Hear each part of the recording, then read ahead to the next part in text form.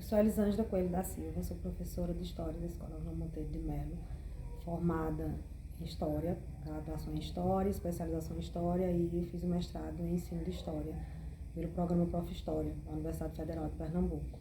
E meus alunos pediram para que eu participasse desse documentário, conversando um pouco sobre a relação entre uma mulher negra e professora de História, que influência isso traria, né, na minha interpretação. Durante muito tempo, a história chegou a defender, né, que o historiador era uma figura neutra. E faz tempo que a gente já chegou à conclusão de que não, o historiador, a historiadora, ele é um ser do seu tempo, ele tem sua etnia, ele tem sua classe social. Então, é claro, como uma mulher negra, minha interpretação, minha visão da história, ela vai de encontro à perspectiva eurocêntrica. Porque, como uma mulher negra, eu estou sempre procurando na história onde estão as mulheres, onde estão os negros. A minha perspectiva de história que me encanta é buscar na história justamente os excluídos, é quebrar essa perspectiva do eurocentrismo. E eles me perguntam qual é o desafio de discutir o tema do racismo e do preconceito em sala de aula. Eu diria que o maior desafio é a nossa formação. O maior desafio é a gente quebrar a perspectiva eurocêntrica, pensar que existem outras formas de conhecimento, outras formas de saberes, outras interpretações do mundo que foram subjugadas, né, pelo eurocentrismo. E o maior desafio é a formação, tanto que quando eu fui fazer as minhas pesquisas, o mestrado, a minha linha de pesquisa ela é uma linha que vai buscar a educação étnico-racial. Fui buscar o conhecimento sobre a história da África, né, sobre a educação antirracista, porque eu acho que o maior desafio é esse. Tratar isso na sala de aula tem sido muito tranquilo, os alunos são muito abertos, a juventude. Eu trabalho com a escola de ensino médio, a juventude é bastante aberta, não há muita dificuldade. A maior dificuldade, como eu já falei, né, é justamente a questão do conhecimento do professor, buscar esse conhecimento negado, subjugado, né, buscar na história a perspectiva, né, das etnias negras, né, e buscar o conhecimento sobre a África, sobre os afro-brasileiros. E uma terceira pergunta que eles me fazem é a relação entre a história do movimento negro e as lutas contemporâneas em relação ao racismo. E eu diria que o movimento negro ele foi sempre um pioneiro. Então, quando a gente conquistou a Lei 10.639, que torna obrigatório o ensino de história da África, né, ensino história e cultura da África e história e cultura afro-brasileira, posteriormente com a Lei 10.639, que completou agora 20 anos, ela tem 20 anos, mas ela é uma luta centenária do movimento negro. Então, a lei que garante o ensino de história e cultura da África e afro-brasileira nas escolas, posteriormente também o conhecimento da história indígena. Então, nós temos o movimento negro como um pioneiro, o que a gente vem lutando hoje como bandeira de luta, tem sido luta histórica do movimento. O movimento ele tem buscado não só trazer as reivindicações, mas a gente percebe que na história do Brasil, todas as conquistas que a população afro-brasileira conseguiu foram conquistas do movimento negro, né? A Lei Áurea ela não garante direito nenhum, ela não garante sequer cidadania. Então, tudo que nós conquistamos foi com o movimento negro. E a gente percebe que agora, além da luta, né, em termos de movimento, mas a gente tem também uma preocupação em buscar conhecimento, em buscar conteúdo, em trazer, além de uma legislação, mas para além da legislação, uma educação antirracista, um conteúdo antirracista. Então, nós temos o movimento negro está nas academias, está nas escolas, está em todos os lugares, com pensadores que estão produzindo conhecimento. Nós não vamos conseguir combater o racismo sem a ajuda, né, da população branca, mas essa é uma luta que parte do movimento negro, dos pensadores e pensadoras negras que têm trazido essa bandeira de luta.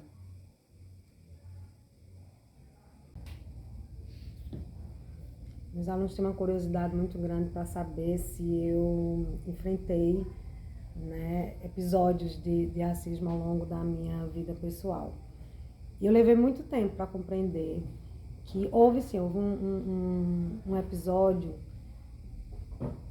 que a gente poderia dizer que ele está relacionado ao racismo estrutural, né? Eu terminei o magistério e sempre fui uma boa aluna, por conta da minha mãe. Minha mãe tinha muita vontade de estudar, mas ela foi uma mulher que não conseguiu estudar. Minha mãe foi empregada doméstica, trabalhou em fábricas e não conseguiu terminar os estudos. Então ela tinha muita vontade de ser professora, e parece que ela passou esse sonho para mim, para minha irmã. Então eu gostava muito de estudar, minha mãe ficava muito feliz com meus resultados, ela apoiava demais. E eu sempre fui uma das primeiras alunas da sala, então mesmo com o currículo, com notas muito boas, nas escolas onde eu estudei, quando eu terminei o ensino médio, né, o antigo magistério, eu entreguei currículos, e uma das coisas que hoje eu percebo é que as minhas colegas brancas, às vezes até com notas intermediárias, elas estavam todas empregadas. E minha mãe distribuiu o currículo em todas as escolas, inclusive escolas onde eu estudei como aluna, né? Então elas me conheciam, mas eu não fui chamada para trabalho nenhum. Meu primeiro emprego foi um concurso público. Então eu fiz um concurso público, e no concurso público eu fui chamada e comecei a trabalhar. E levou muito tempo, foi uma discussão no mestrado com a professora Telvira Conceição, a gente conversando sobre racismo estrutural, e eu dizendo que não lembrava de ter passado por nenhum episódio, né? Ela se reflita, Elisângela reflita, que o racismo é estrutural, você pode não ter passado individualmente, mas tem sempre episódios na vida da gente relacionados a isso. E eu percebo que as ex-diretoras das escolas onde eu estudei, que me conheciam, né, mas que me preteriram na hora de fazer a contratação, e eu fico pensando, de fato, como o racismo estrutural atrapalha isso, né? Porque também não sei se o pai do aluno, naquela época, estava aberto a ter uma professora negra dando aula a seu filho, né, na escola privada. Então, de fato, meu primeiro emprego foi como escola pública. E ao longo do trabalho na escola pública, né, e nessa escola onde eu trabalho atualmente, eu lembro assim de 2 episódios muito sérios ligados a questões de racismo, né? Eu lembro que quando eu cheguei nessa escola, novinha idade, com pouca experiência na rede, eu lembro de uma professora do ensino fundamental que tratava de uma forma muito distanciada os seus alunos negros, né? E esses alunos eram maltratados por essa professora, de certa forma, e eles acabaram saindo da escola. Quem me chamou a atenção para isso foi a merendeira da escola, uma mulher negra. E eu lembro que na época a gente ficou sem saber o que fazer, né? Eu não consegui agir. Esses alunos saíram da escola porque não eram acolhidos, né, pela professora. E anos depois, já no ensino fundamental 2, né, nós tivemos um episódio também em que alunos foram maltratados por gestões da escola, e houveram, né, palavras relacionadas a preconceito racial. E eu lembro que a gente fez uma briga muito grande. Eu lembro que eu briguei com a gestão da escola, briguei com a gestora, com a adjunta, a gente discutiu na reunião de pais, mas isso acabou não ajudando os alunos, né, que não se sentindo acolhidos pela gestão da escola acabaram saindo. E esses 2 episódios foram muito marcantes. Então o terceiro episódio foi a gente estava nas comemorações da Semana do Folclore, e a discussão era fazer uma apresentação, e o aluno, né, negro foi convidado, né, o mais negro, de tom de pele mais escura, vamos dizer assim, para ser o Saci. E essa criança se recusou. E aí nós tivemos, vou passando pelo corredor e encontro um grupo de professores, né, quase que intimando aquele aluno e dizendo que ele próprio estava sendo racista, não estava querendo admitir a cor. E aí nesse momento eu chamei as professoras para a sala dos professores, nós fomos discutir, né? E daí saiu a ideia da gente fazer a Semana da Consciência Negra. E isso foi um marco na escola, porque depois disso a escola tem trabalhado a consciência negra, tem trabalhado a autoestima e a valorização, né, não só da cultura, da identidade, né, dos traços, da fisionomia da população afro-brasileira. E isso tem trazido uma autoestima dos nossos alunos e tem contribuído bastante, né, para uma perspectiva antirracista dentro da nossa escola. Eu acho que essas 3 situações, a primeira você não conseguir fazer nada, a segunda você tentar resolver pelo conflito, e a terceira, né, partir de fato para uma educação antirracista, que eu acho que foi o que construiu na nossa escola um espaço, né, de acolhimento. Eu diria hoje que a gente caminha muito fortemente no sentido de construir na escola uma educação antirracista. Pensando em como que a gente vem trabalhando essa questão da educação antirracista na escola, a gente tem feito um leque de atividades, né? Desde buscar quebrar a perspectiva eurocêntrica, trazendo os conhecimentos, os valores, né, afro-brasileiros, africanos, indígenas. A gente tem buscado trabalhar numa outra perspectiva, né, a cultura afro-brasileira e indígena, a história da África. A gente tem buscado comparar, né, acrescentar informações e buscando sempre autores, né? A escola tem trabalhado muito com autores negros, filósofos negros, mulheres negras. A gente tem buscado trazer esses pensadores e pensadoras negras para nossas atividades. A gente tem desenvolvido atividades, por exemplo, além de trabalhar esse conhecimento dentro da escola, às vezes a gente sai, a gente já levou alunos na nossa escola para visitar a comunidade quilombola próxima da gente, visitar a comunidade indígena, trazer onde que estão os conhecimentos afro-brasileiros, né? E a gente trazer para a escola os grupos de capoeira, as comunidades quilombolas, parcerias com as religiões de matriz africana, né? A gente já chegou a fazer visitas a terreiros, já trouxe, né, representantes do movimento negro, das religiões de matriz africana para debates e conversas na escola, trazendo conhecimento que a escola não é dona, né? E ela tem que buscar parcerias com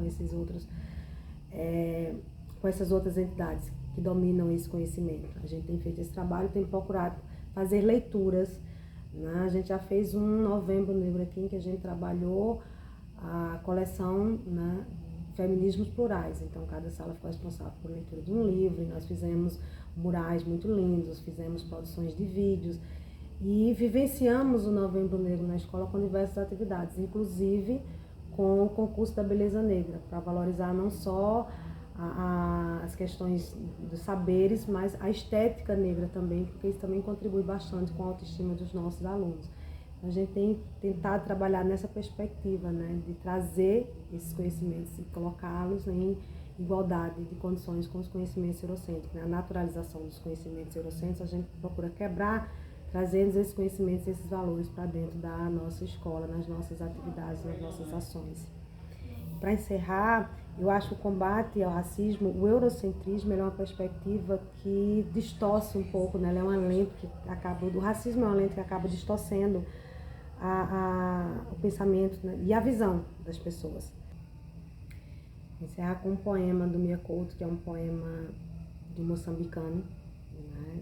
Um autor que eu gosto muito, e ele diz, o título do poema é Cego. Cego é o que fecha os olhos e não vê nada. Pálpebras fechadas, eu vejo luz, como quem olha o sol de frente. Uns chamam escuro ao crepúsculo de um sol interior.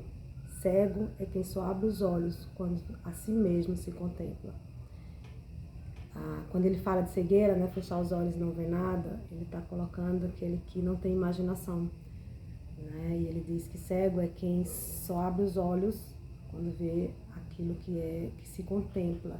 Às vezes o racismo é uma lente que distorce a nossa visão. A gente precisa se abrir para olhar para a diferença, para olhar para o outro, né, e sermos felizes na diversidade que nos enriquece.